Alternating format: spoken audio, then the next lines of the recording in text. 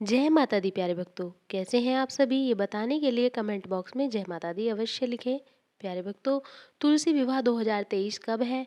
आज की इस वीडियो में मैं आपको बताऊंगी तुलसी विवाह का शुभ मुहूर्त, कथा और महत्व और तुलसी माता का मंत्र। इस वीडियो के माध्यम से मैं आपको बताऊंगी तुलसी विवाह के दिन सूर्यास्त के बाद भगवान विष्णु के शालिग्राम रूप से तुलसी जी का विवाह कराया जाता है। मान्यता है कि तुलसी विवाह से विवाह में आ रही अड़चनें दूर हो जाती हैं।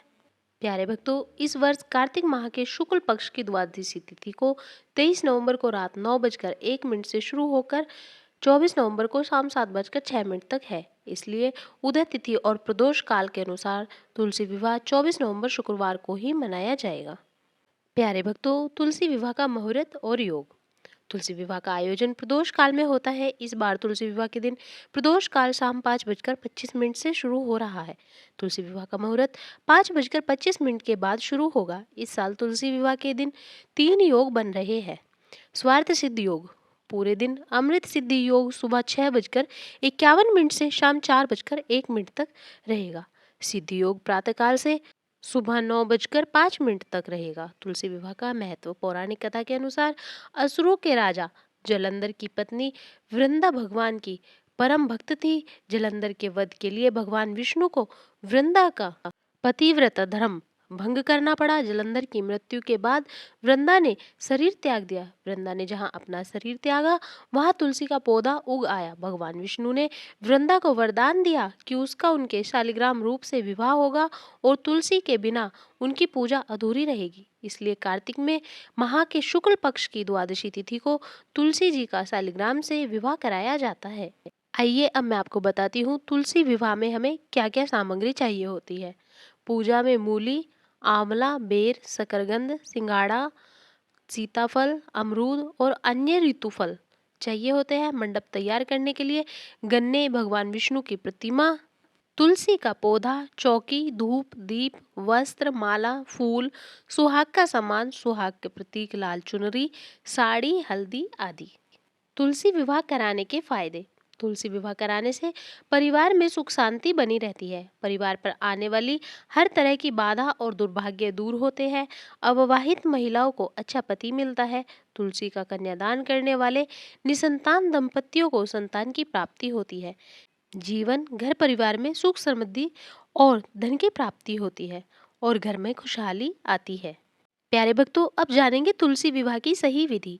तुलसी विवाह के लिए एक चौकी पर आसन बिछाकर तुलसी और शालिग्राम की मूर्ति स्थापित करें। चौकी के चारों ओर गन्ने का मंडप सजाएं और कलश की स्थापना करें। सबसे पहले कलश और गौरी गणेश का पूजन करें। अब माता तुलसी और भगवान शालिग्राम को धूप, दीप, वस्त्र, माला, फूल अर्पित करें। तुलसी माता को श्रृंगार के सामान और लाल चुनरी चढ़ाएं।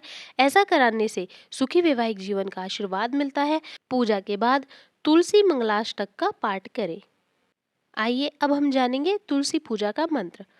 मंत्र है महाप्रसाद जननी सर्व सौभाग्यवर्धनी आदि व्याधि हरा नित्यम तुलसी तवम नमोस्तुते। कहते हैं इस मंत्र का जाप नियमित रूप से तुलसी जी के पत्ते या पौधे को छूते हुए करना चाहिए। मान्यता है कि इससे व्यक्ति की सभी इच्छाएं पूरी हो जाती है और जीवन में सुख समृद्धि आती है। प्यारे भक्तों, अब मैं आपको सुनाऊंगी तुलसी विवाह की पौराणिक कथा। प्राचीन काल में जलंधर नामक राक्षस ने चारों ओर उत्पात मचा रखा था। वह बड़ा वीर और पराक्रमी था। उसकी वीरता का रहस्य था उसकी पत्नी वृंदा का पतिव्रता धर्म। उसी के प्रभाव से वह अजय बना हुआ था। जलंधर के उपद्रव से परेशान सभी देवी देवता भगवान विष्णु के पास गए और उनसे रक्षा करने की गुहार लगाई। देवी देवताओं की प्रार्थना सुनकर भगवान विष्णु ने वृंदा का पतिव्रता धर्म भंग करने का निश्चय किया। उन्होंने जलंधर का रूप धरकर छल से वृंदा को स्पर्श किया। विष्णु के स्पर्श करते ही वृंदा का सतीत्व नष्ट हो गया। जलंधर देवताओं से पराक्रम से युद्ध कर रहा था, लेकिन वृंदा का सतीत्व नष्ट होते ही मारा गया। जैसे ही वृंदा का सतीत्व भंग हुआ, जलंधर का सिर उसके आंगन में आ गिरा। जब वृंदा ने यह देखा तो क्रोधित होकर जानना चाहा कि जिसने उसे स्पर्श किया है वह कौन है। उसने देखा कि उसके सामने साक्षात भगवान विष्णु खड़े थे। उसने भगवान विष्णु को शाप दे दिया, जिस प्रकार तुमने छल से मुझे पति वियोग दिया है, उसी प्रकार तुम्हारी पत्नी का भी छल पूर्वक हरण होगा और स्त्री वियोग सहने के लिए तुम भी मृत्यु लोक में जन्म लोगे। यह कहकर वृंदा अपने पति के साथ सती हो गई। वृंदा के इस शाप से ही प्रभु श्री राम ने अयोध्या में जन्म लिया और उन्हें सीता वियोग सहना पड़ा। जिस जगह वृंदा सती हुई वहीं तुलसी का पौधा उत्पन्न हुआ। प्यारे भक्तों, तुलसी विवाह की एक और पौराणिक कथा है जिसका आरंभ तो ऊपर की कथा के अनुसार ही है, लेकिन इस कथा में वृंदा ने विष्णु जी को यह शाप दिया था कि तुमने मेरा सतीत्व भंग किया है, अतः तुम पत्थर के बनोगे। यह पत्थर शालिग्राम कहलाया।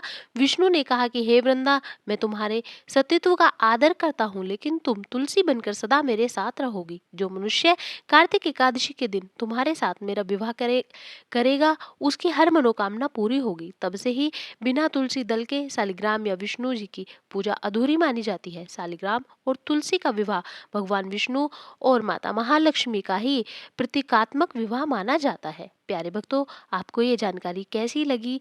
वीडियो में कमेंट कर जरूर बताएं और वीडियो को लाइक करें, शेयर करें और हमारे चैनल कान्हा जी ब्लॉग्स को सब्सक्राइब करें। Thanks for watching. जय माता दी।